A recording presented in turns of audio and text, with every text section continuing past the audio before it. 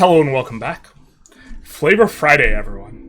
Today we are going to be going over the flavor for Castile and Spain for the upcoming game with the codename Project Caesar. Now, we can talk freely about how we've had access. We've played Castile quite a few times. We've played Castile like 3 times now, but we haven't really tried too much. We played like 50 years as Portugal, but other than that, that is our experience in Iberia. We are going to be doing and going through this Tinto flavor, but then after that, we are also going to have a little bit of a discussion regarding the map of Iberia and talking through, some of the pros, cons. In particular, we used Castile as an example for building a power base. I really do think that they have an interesting thing going on with Sevilla and the river that cuts in to Spain a little bit here, although with recent changes, you can push control up just north through here fairly well, and so we will be talking about the map and some considerations around that. Now, the game is coming up. It's going to release on November 4th, and we also do have a code for it, so anyone who is interested in pre-ordering the game and wants to support the channel, it won't get any cheaper with our code, but you can use code GENERALIST in the online store on the Paradox Interactive website. Just go to pre-order, put it in your cart, go to your cart, and then put in code GENERALIST. We'll plug that again at the back of the video, but without further ado, let's get into some flavor. It's flavor time. Let's go to Flavor Town. Hello and welcome to one more Friday to Tinto Flavor, the happy days in which we take a look at the flavor content of Europa Universalis 5. One of these days, Pavia is going to mix it up, but he has been copy and pasting this every Friday. He welcomes the Friday and he happies the Wednesday. Today we will be looking at the content for Castile in Spain. Just Castile and Spain? Okay. I thought we were going to see Iberia proper a little bit, but Castile and Spain. As per being a tier 1 country, today is going to be a meaty post. Let's take a look at the content without further ado. Now, we have done several runs with Spain and had technical difficulties a couple of the times, and so we haven't really done a deep run with Spain, and this is kind of on our list of something we might try, so it'll be a little bit exciting to see some of the features. I do think Spain is among one of the stronger starts, very obviously, but I do think that there are some stronger European starts. So we have the Crown of Castile coming in hot. We do have Castilian and Astro-Leonese, which have both started out accepted, if I recall correctly, and the Astro-Leonese is kindred, so that means they're going to have higher satisfaction, and also you're going to have less cost on the acceptance, but you are going to be a little bit difficult or have a little bit of a difficult time accepting more people. Incidentally, I think probably flipping to Sunniism is probably correct, which is just going to be a vibe if you do it, but if it cuts you off from the flavor, maybe it's not going to be ideal. We are kind of located here in the Iberian Peninsula, and eventually we will be merging with Aragon or Portugal per the flavor, but let's get a bit closer look at the flavor. We are seeing a little bit of geography. We'll kind of talk more about the geography of it once we get to the map, but taking a look at Castile in 3 different zoom levels, I've centered the second turn around Valladolid, which is the capital of Castile at 1337. You may notice that some of the 3D models, such as terrain, RGOs, towns, cities, and Castile, a tiny army, and a bridge. So for those of you who were upset about the fortifications, man, oh man, we can barely see them now. They are considerably smaller, I think, in this iteration. I do think that scaling is maybe in the settings, but I can't recall. Let me show you something new, as some of you expressed during this week, to be worried about the amount of content present in the game. That is what you see when you click the Content tab, and so now we are going to be seeing, ooh, this is a little bit new. I think this is when you initially launch the game and you're selecting, you select the Content tab and you get to see all the stuff divided up. Wow, is it oh so nice and neat. We actually haven't cruised through this menu yet, but this is really, really nice. Also, for a lot of these countries that had like no bonuses or not a lot of bonuses, that's because they're like the only country of their culture, and all of their bonuses get moved onto their culture, this type of thing. And so even with what we had access to and what we could see, it was difficult to parse exactly how much content was on some of these cats. And by cats, I mean countries. Everyone knows a cat is a sovereign entity, which answers to no man, just like a country. Countries are cats.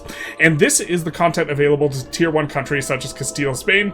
In the top 178 events, you could see the top part of the country selection pane. So we see country bonuses, and then we see a bunch of other stuff. So lots and lots of flavor in here. We don't see the 178 events, though. Is that in here somewhere?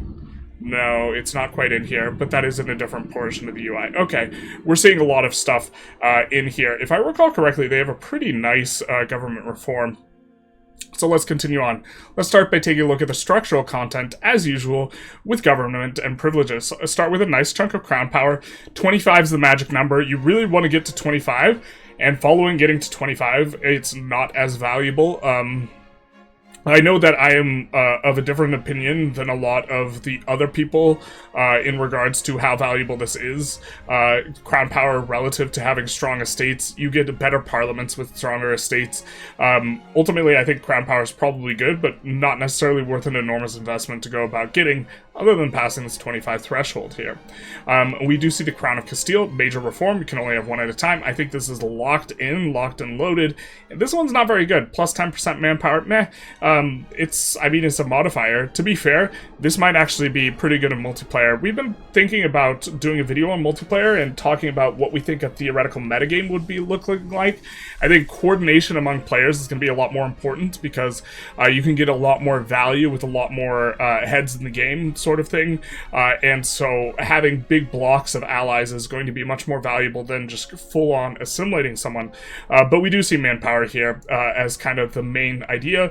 And then progress towards aristocracy, and I think that aristocracy might be good or it might be bad, and it's difficult to say, in that having a bunch of nobles is going to be bad if you don't start out with an estate parliament where the burghers are in parliament, because then you have to get the burghers above 20% clout to put them in parliament. However, it is a little bit interesting because the nobles have the biggest demand profile, if I recall correctly, for goods, and so they stimulate the economy more than anyone else.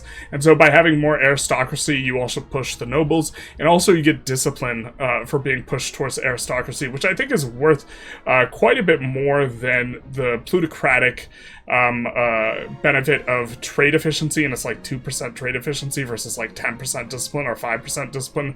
I don't really think it's particularly close. So interesting that normally we see the progressive stuff, or in my opinion, progressive stuff tend to look better, but I think aristocracies might be better, and this is kind of a new opinion I've been coming to. We get the Caballeros Villanos. Sorry for the pronunciations. Sorry to everyone in Spain. This looks absolutely. This looks quite strong. Pop promotion speed plus 10%. Monthly progress towards free subjects. In our recent runs, we've been going serfdom because there's a really, really good government reform that requires you to be 50% progress towards serfdom. But if you don't go serfdom, this is absolutely fantastic. Generally speaking, estate satisfaction is a little bit on short supply on the commoners, and you can tax the commoners quite heavily, and they have a lot of income. So you really, really value this estate satisfaction. So that's quite strong, and it's probably a little bit hard to like appreciate how strong this is because you as a country, this might end up like effectively increasing your income by your net income by like 5 to 10% in some spots, and that's kind of hard to appreciate in spots where you have the max tax on the peasants, but you don't have enough satisfaction to support the max tax and 50 satisfaction on your peasants, which is kind of like the equilibrium point. And so you're throttled not by your max tax, but instead by your satisfaction. So that gives you a little bit more. Incidentally, this makes serfdom probably worse on Spain because having to forego an increasing number of free subjects privileges because you're trying to maintain your serfdom trend, it effectively gets more and more expensive the more goodies like this you have. We have the ayuntamientos, which is going to be nobles, gives pop join threshold. I think this is a negative. Yeah, this is just a negative modifier in exchange for 5% satisfaction. What do we think of this? Is this worth having in? We do like our satisfaction. I think maybe if the amount of power that it gave was really small or 0, maybe this would be worth it. I think nobility, if you are going aristocracy, you actually, this effectively increases the expense in terms of crown power, which is like kind of the opportunity cost. It increases the expense of all nobility power. We're not going to unpack that too much, but the main idea is the more powerful the estate in terms of base values, the more costly estate power is on them in terms of reductions to your own crown power, right? And so with the nobility specifically, if you're going aristocracy, you're going to have more flat values, so this makes the percentage value more expensive in terms of how much crown power you lose. Buildings available for all Iberian countries. We have the lieutenancy, which is going to be this is not a capital building, but what does it require? It does have a requirement here. Noble's power plus 33%. Local proximity score plus 25. Interesting. So the bailiff gives plus 30. The lieutenancy can be built in a city, and they're using the old icons for whatever reason. They didn't take a new screenshot. They must have had this prepped for a while then. Very, very interesting. Because this is not a new screenshot. Fascinating. But we have the flat value for local proximity score of 25, and it can be built into town or city. Now, there is something like a mint or later building. This might be it in the 4th age that you can build that lets you get, I think, 40 flat. But this is not something that is available to most countries for quite some time. They have to rely on a bailiff plus a road. A bailiff gives 30 proximity, you build the road towards your thing.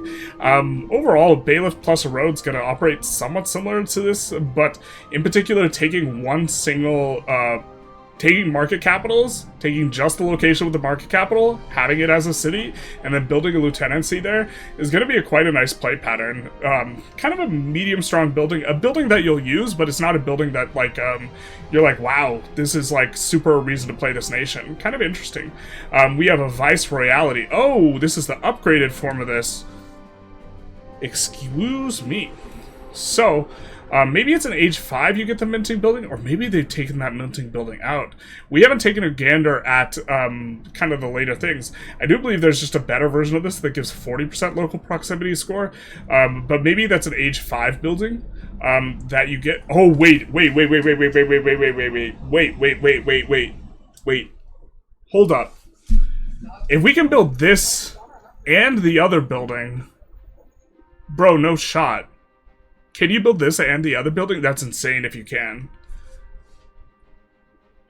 So if you could stack both, in theory, you could just get 70% local proximity score, which is insane. Can you stack those? That's insane if you can stack those. That's so strong. Just in my head, you can't stack it. No. They have to not stack. There's just no way they stack. That'd be insane. I guess that's something to try out, but I mean, it says plus 30, not just like minimum 30 or something like this. But the way that bailiffs operate currently is they do not add, well, the proximity coming from the capital is a different thing. If this stacks with the other thing, then it's absolutely turbo insane, because it's 70 flat proximity, and then you have 20 from something being a core. You can just get 90 flat. You're just having 90 control at that point, if that's how that works, indeed. I have to imagine that's not how that works, or that's not the intention. If that's how that works, then this is just turbo insane, and it makes Spain and all the Iberian guys, like, considerably stronger. That's a very strong building, if that's indeed how that works. We do see the Lanzas de Castilla, which is going to be a little bit of cavalry. Is that light cavalry? I can't tell if it's light or heavy. I can't see with these glasses, but that's not what it's about. That's not what eyes are for. Eyes are really just a background for your sunglasses. And so you take less strength damage, you take less morale damage, and you have a little bit more initiative. You get in the battle quicker. So it looks like a nice kind of unit. We have the Tereshul, which is going to be a unique pikeman. Kind of don't like where the pikemen are on the tree, if I recall correctly. So I remember just actually not researching this, I think, or not liking researching it as Castile and then researching it and using the units anyways, we get less damage taken. So a little bit more of a tanky unit maybe encourages a combination of, there's like a tanky infantry and then there's a more offensive infantry, and I think if you're going cannon heavy, you're supposed to build the tanky ones, but I don't really know what the metagame is. You might notice that the text that a text block inside the tooltip is broken, but don't worry, it's been reported and fixed as of today. The risks of showing content directly from the developed version. Well, what's this about then, huh? Huh, Pavia? What's this about? What's that about? What's that old screenshot about then, eh? I'm sure it's functionally the same. It's just a little bit of a difference in the UI.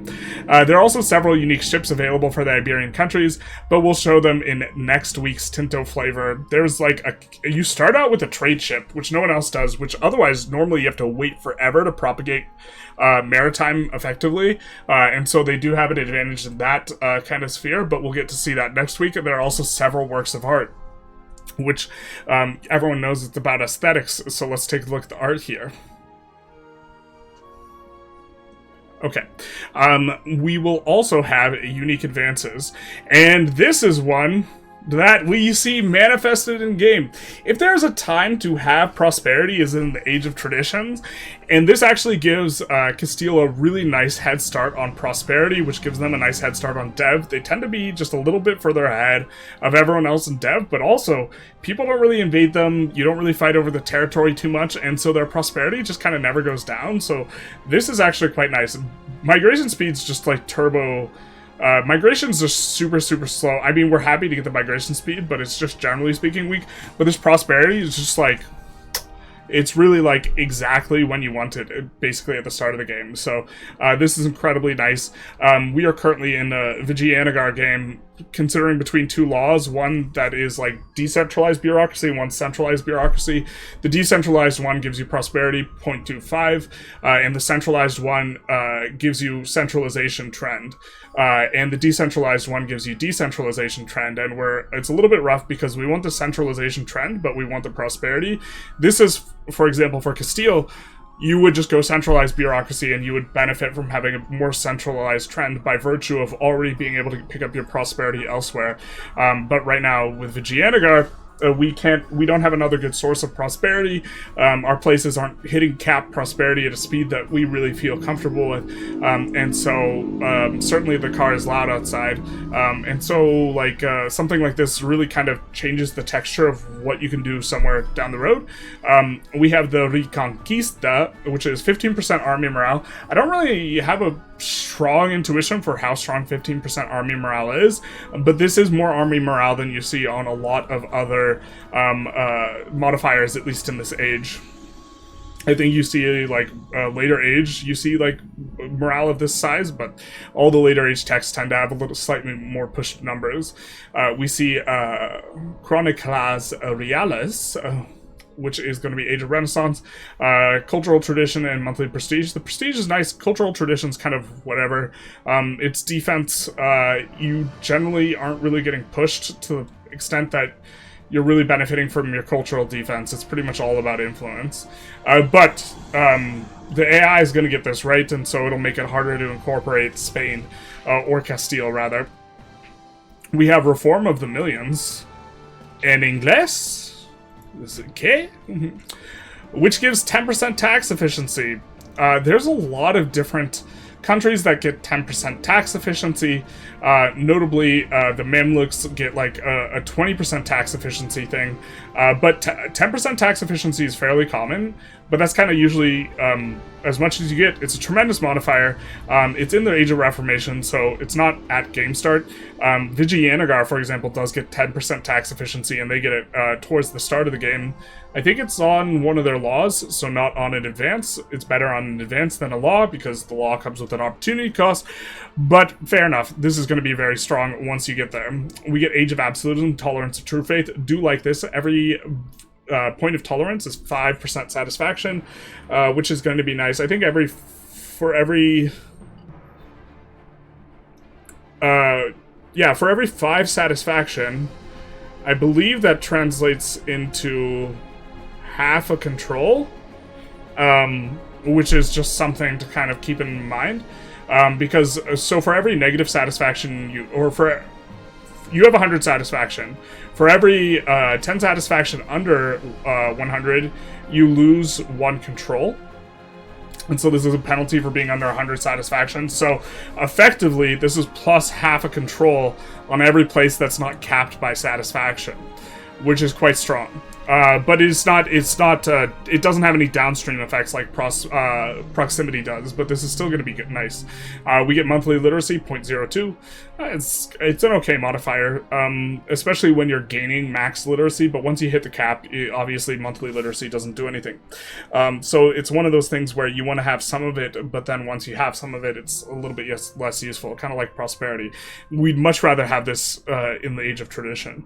And then we have Royal Factories in the Age of Revolutions, 10% production efficiency, quite strong, kind of about as in terms of this modifier about what we kind of normally expect in the Age of Revolutions, but it's still going to be a good modifier to have. Now let's take a look at the narrative content, which is wide and deep at the same time. My favorite. There are some events related to the reign of Alfonso XI, starting with an event chain about campaigning that led to the Battle of Rio Salado, which is going to be the threat of Morocco. Oh, I think this is the opener one. They're threatening to invade south of Iberia, so you attack them first. Good old defense with a little bit of offense. Portugal helps out, and you push them out. It's also very nice when Granada allies with them, because you can go after Granada a little bit too, and you're strong enough to take the both of them between you and Portugal. Also others, such as the commissioning of the Chronicle of the King, which is going to be a nice little book for us. We do have Ordenamiento de Alcala.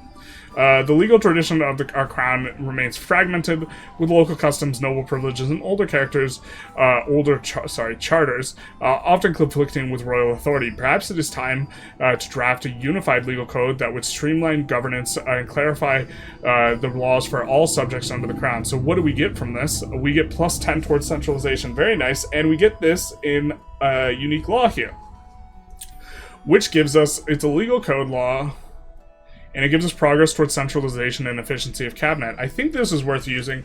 I can't remember what you're giving up in legal code for this. I think there's actually just, the base one is actually just bad, like traditional ones, that you have to unlock other ones, so this is going to be quite nice. And again, progress towards centralization, we discussed this a little bit earlier. It allows you to, or we kind of it touched on an adjacent one. If you have more progress towards centralization, this effectively unlocks a resource in that you can put in good estate privileges and such that have progress towards decentralization and maintain your centralization nonetheless. So we have the regimiento, which is the governance of towns and cities on the crown has slowly slipped out of the control of the crown, firmly in the control of the Caballeros Villanos. I always forget when the double L is supposed to be a Y or like an L. Is it always a Y? Caballeros Villanos. Maybe it's always a Y. I think it actually is. I'm forgetting everything. The situation is that King Alfonso desires to revert, appointing those that he trusts as councilmen in towns and cities. We have a new system, and we will revoke the Caballeros Villanos from Womp Womp, the peasantry, and we will grant a different one to the nobility. So, was this the one? No, okay, this wasn't the one. And so we will see the nobility giving us stability, decay, and progress towards aristocracy. Really not quite sure if we want to be on the aristocracy side of things or plutocracy sides of things, but currently kind of leaning towards aristocracy. So this looks to just be pretty good. Barely gives any power to the nobility, gives a chunk of satisfaction, which is nice, and a little bit less stability decay. So happy to receive that. And another event that may have long-term consequences is this one, the influence of the Mesta Council. Is this the sheep one? The migratory sheep? Yeah, it is. The migratory sheep herds of Iberia have a strong impact on the Castilian economy for centuries. Officially organized in the Mesta Council, this association possesses a significant power to petition King Alfonso XI, the Avenger de Iberia, to confirm and uphold the rights and privileges. While the Mesta Council have their founding charter in in 1273 from Alfonso the Wise de Iberia would enshrine and ensure this position in the realm. I'm having just weird, very strange deja vu. I apologize, but I feel like I've read through this before. Is this... This is current. Okay. It's because I've seen this event multiple times, and so that's why we're getting the very strange deja vu. But, okay, you're going to get an event regarding the sheep, and you can pick the first option is maybe hurtful, but it will open options later on, and where we will say excellent. And we will go for the merino wool. Yikes. And then we will get domestic council. This is a law, which gives max tax to the noble estate, another 2% tax efficiency, wool output. Very nice. I actually think we chose the other option because this one looked painful. And so this is actually quite nice. 2% tax efficiency. Tax efficiency is just a free money modifier as far as I know, so that is going to be quite strong. Wool output, also happy to have that. There's a ton of wool in Iberia. This is kind of really where the value in terms of your resources is. You have like 2 silver mines, but that's it. Shout out to the loud car outside. They're vrooming for the silver mines. Vroom vroom. Alfonso the 11th also had a troublesome personal life, being engaged to his mistress, womp womp, Lenore de Guzman, who gave birth to numerous sons, while only having one legitimate son with the rightful wife, Maria of Portugal. The Crown Prince of Pedro. This might trigger a disaster at his death. You don't say. We did have a civil war as Castile a couple times. A little bit of a nasty one, too. So we will get this going on as well as they kind of go after it. Yeah, this is the event. And this... To state satisfaction equilibrium, minus 25%, extraordinarily painful to deal with. I think we had to deal with it while dealing with the Black Plague in one of our runs, and it's just uber pain. And so, quite a little bit of a challenge here, especially early on, before you've kind of gotten things rolling. It's much easier to deal with disasters once you're already like 50 plus years in the game than it is in the first 30 years of the game. And so we will also have, if we move on to mid and late game, we have some interesting events that you might have expected. These are likely ones that I haven't read, so we're going to read through all of these. In recent times, the faction of our clericia, led Thomas de Torquemada, has gained more, led by him, has gained more and more power in our court. Thomas himself has a close relationship with King Alfonso since before his ascension to the throne and carries considerable influence. If we were to task Thomas with upholding Catholic religious orthodoxy in Castile, we could establish an institution that ensures Catholic rule over all of Iberia. No one expected this for the next centuries, although there are some reports of fanatical zealousness in this faction displays at all times. Angering them could have direct consequences as well. No one really expected this. Oh, what is this? Oh, it's the Spanish Inquisition. Okay. No one expected that. An archive of the crown. Many a court have been discussing ways of centralizing and preserving vital state documents to strengthen our administrative capacities and to ensure our governance has meticulously recorded. One of these proposals is that we drive loud motorcycles outside, and another is to establish the first official archive of the crown, where all the documents such as royal decrees, correspondence, and such would be kept. A sound idea. And then we see this. This is a building type. Looks like we could build multiple of these. This is not a it is capital building. We get efficiency of our cabinet and progress towards centralization. Another nice little resource here. Also cultural influence. 0.5 flat's not like an insane thing because you're going to get, I think, 0.5 flat from universities per university. So it's not nothing, but what it's really going to be about is this efficiency of cabinet and progress towards centralization. Nice little monthly literacy. I think they also have another unique building that increases max literacy of their nation. I can't remember though. A new Spanish capital. They do start out with I forget what it's called. They start out with a law that causes you to move around your capital a whole bunch, which is kind of obnoxious. And I think generally speaking, you want to move it to Sevilla, but we will be seeing an event for moving it to Madrid. The Crown of Castile is a realm composed of many former kingdoms. Shout out to Leon, which has resulted, man, I offended half of Spain though, which more than half. has resulted, shout out to Catalonia, in a multitude of residences available to our rulers. However, our advisors have suggested creating a new capital in order to improve its administration. Madrid, a frequent destination of our rulers for hunting, appears a prime spot because of its central position, offering an opportunity to the urban planners of the realm to shape the new town, making it a proper capital and a local Alcazar a proper palace. Is the Alcazar the building we saw earlier that maybe Turbo P or maybe not, depending on if it stacks? Okay, so we will move the capital to Madrid. I kind of like Sevilla because it's easier to push control to North Africa and the rest of the Mediterranean from the coastal location of Sevilla. You could even consider like Barcelona, but okay, you can also move it to Madrid as well. I think that with the earlier iteration of the game that we had in May, Sevilla was considerably better, and then it's gotten a lot worse with the nerfing of the Pound Lock Canal, because the Pound Lock Canal is still a tremendously strong building, but instead of being able to build 5, you can only build 1. So this decreases the importance of rivers.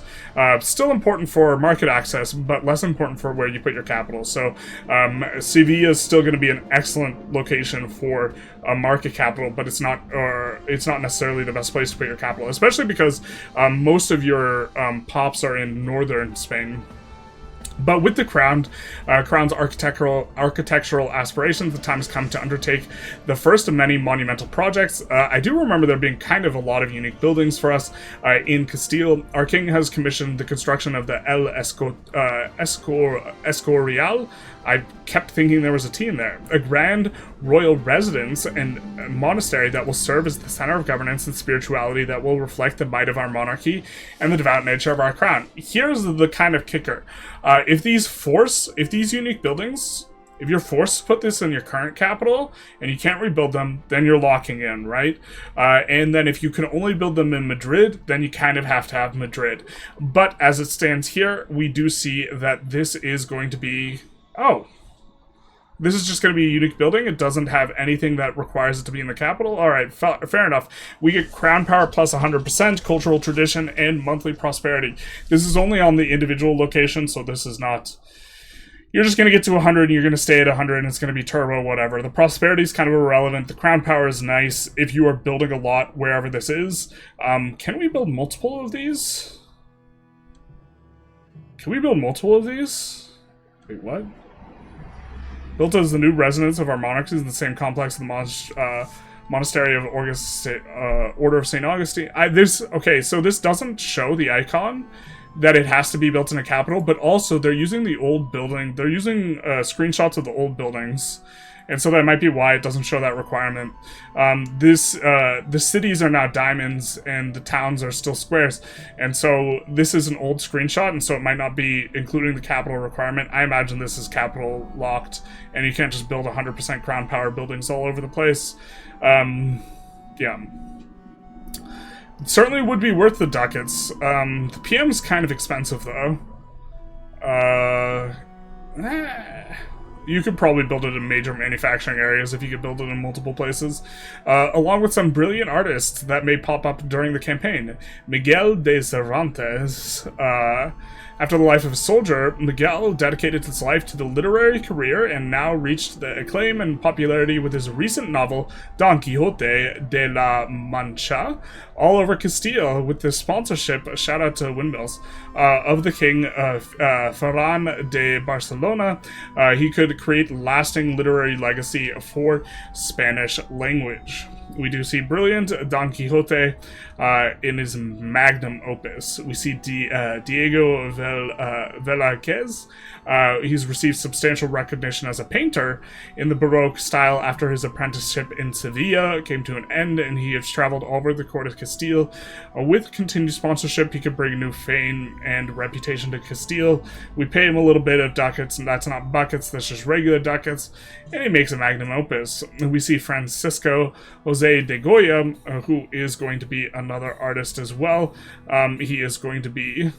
The painting was seized by an unruly noble. It displays the skill of Francisco Jose de Goya permanently. Okay. The painting was seized. Yikes. Unfortunate. And much more, but that's all for today. Next week, we'll have a regular post schedule with 3 posts. Next week, these will be the 3 posts. Monday, Tinto map feedback for South America. Excited to see where this has gone. South America was one of the strongest regions before the feedback in terms of resources. And generally speaking, regions have only gotten stronger after they've gotten a pass over, and so South America could be really, really strong. Tinto talks for the mid-game, America-related situations, the Treaty of Tortillas, and the Great Pestilence. 2 Tinto talks for the mid-game. There's some late-game stuff we know about, but we don't want to step on the toes as much of the Tinto talks. We're definitely allowed to, but we're just kind of trying to avoid it, so that's why we're not going to talk about them. But I think tomorrow or later today we will have a video out on the different ages. But then Friday we will have a Tinto flavor about Portugal. So that's what we got going on. But let's take a little bit of a look at Iberia here. So this is going to be the locations map mode, which is not too crazy. I think the province map mode is a little bit more telling with the kind of updated one where Sevilla, or we've used Castile as an example in a couple of videos now, where this is a place where Sevilla is going to have a ton of locations. I think it's like 7 to 9 or something like this, and one of them is silver, and I think there's like a cotton one. They have fairly good resources overall is the main idea, but it's a river that stretches from Sevilla through Cordoba, through Jaén, which I think is the best representation of like stretching a vein through here. It's just now, with the nerf of the Poundlock Canal, just pushing control north into a plain that's over here is going to also be pretty good. But you have some moderately big provinces for Europe. Europe generally has smaller provinces, which is definitely a weakness on 2 fronts now. One, the developed province interaction, which has gotten considerably nerfed. It's down 80% from the May access version, but I still think it's worth using. Is more effective the bigger provinces you have, and secondarily, you now get a bonus to production if you have the input RGO within your province. So a bigger province means more bonuses for your towns and cities for production. So you do care about that, and Spain, in terms of Europeans, is going to be relatively good on that front, and they have a decent amount of fabric and iron and this type of stuff, so they'll get bonuses for tools and all of the fabric lines. So those are generally things that have relatively high demand in markets, and so as far as gaining bonuses, production bonuses on stuff, it's really quite nice. And so let's take a look at the topography here. And you can see, generally speaking, I think that this is going to be, in terms of regions, and we think about where we place our markets, what we want is capital. I actually don't know if Madrid is the best capital now. It very well might be. Or if it's Sevilla. Sevilla allows you to push control into North Africa, and I think is more expansionary. In Barcelona, again, you can push control along the Mediterranean much better.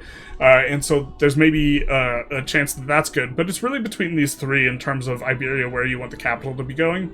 And then once we have the capital handled, we kind of have individual pockets with which we have quite a bit of terrain that is not obstructive, much like how that loud car is obstructive towards our ability to produce videos. And this terrain, the lack of like mountains and hills, means you can push market access very well. So generally what you're looking for is you're looking for pockets where you have something like this, and this would be an okay place for a market. We have in here, near Lisbon or Lisboa. I forget what the name of the city, that the major Portuguese capital. We do have actually a pretty good place for our market. So you can put another market here, and then it's going to have good market access here. There's a market that starts in Bourgeois. You can move it over here.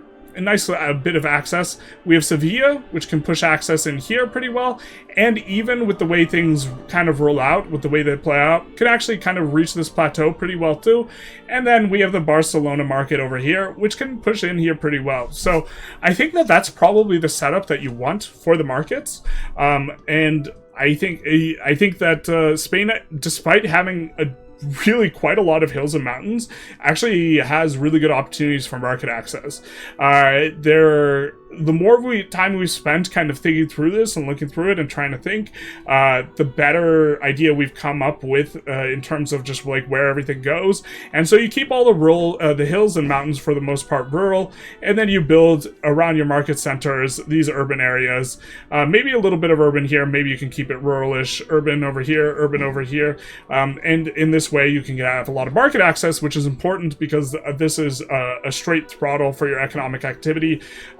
Is market access a really, really potent throttle as well. For buildings, you will produce less goods proportionate to your market access. So you have 100 market access, you produce 100% of the good. If you have 50% market access, you produce 50% of the good. You also do decrease the inputs by 50%, so it doesn't hurt your margins, it just makes every building worth half a building in that instance. For RGOs, it decreases the contribution to the tax base, but you still produce the entire RGO. Taking a look here at the kind of terrain, we also see another reason why we kind of like this Sevilla thing. There's multiple farmlands in here. It's going to dev up really nice, dev up really quick, and with the high dev, you can push control. However, there's a good chunk of farmlands up here where you would have your second market. You move Bourgeois over here. There aren't as many farmlands next to Portugal. There's a couple over here, but you're starting to see that like the pockets really kind of are pretty nice.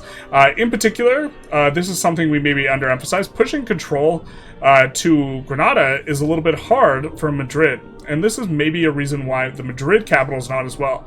Granada you can really get a lot of control with a Barcelona capital via the sea or a Sevilla capital via the sea, but you can't really push through these hills and mountains very well. And that's a shame because the very best resources are in Andalusia. Taking a look at the raw materials here, we will see that you have quite a bit of spices, which is very, very strong. I think it's saffron is the spice here. We have alum, we have marble, we have sugar.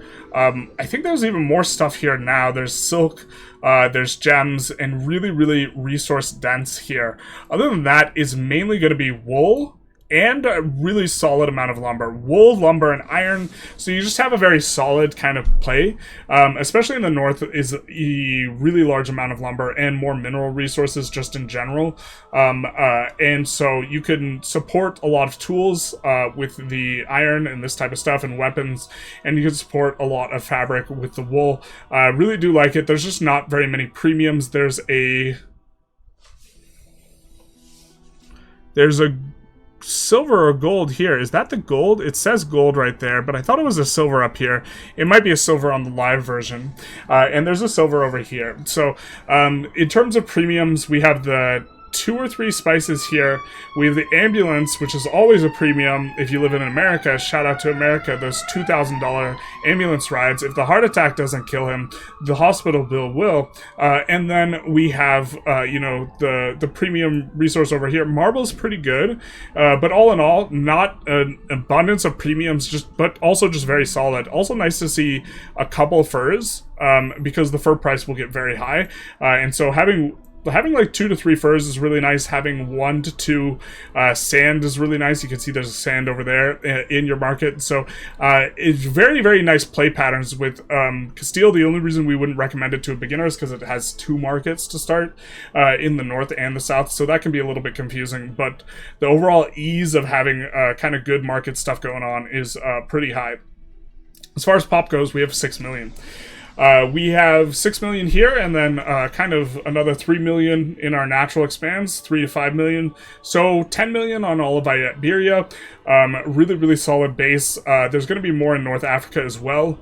And so this, I think, is your more natural kind of expands, is going to be down here into the south.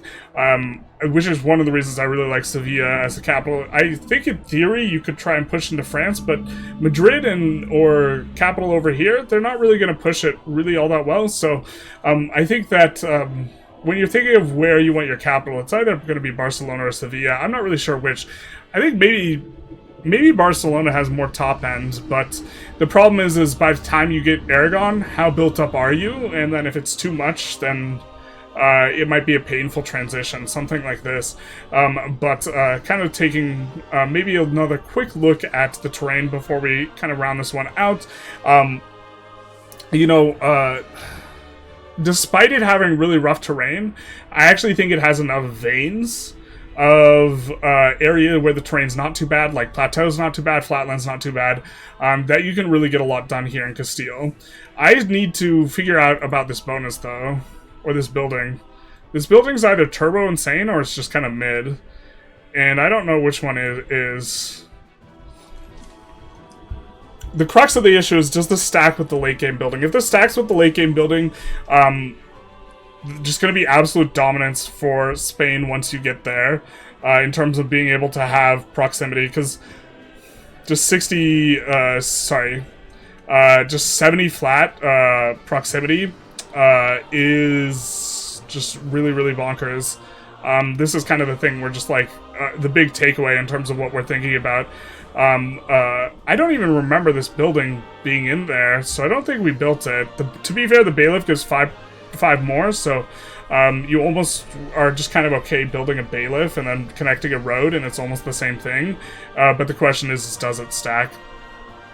Alright, well, I think that's enough for us for now. If you enjoyed this video, please feel free to like, comment, subscribe. You know, do the YouTube algorithm thing. Tell us what you had, what you ate that was flavorful today, because it is, of course, a Flavor Friday. Shout out to the motorcycle outside. And also, if you are going to be pre-ordering the game and you want to support the channel, you can, of course, pre-order with our code GENERALIST in all caps. You don't get a discount. You do have to do it through their website, which is slightly inconvenient. I'll grant you that. But we do get 12% cut of whatever sales there are at no cost to you. It's the same price, but you do not get a discount. And that would be greatly appreciated / help us out a lot. But other than that, have a Flavor Friday. Go to Flavor Town, baby.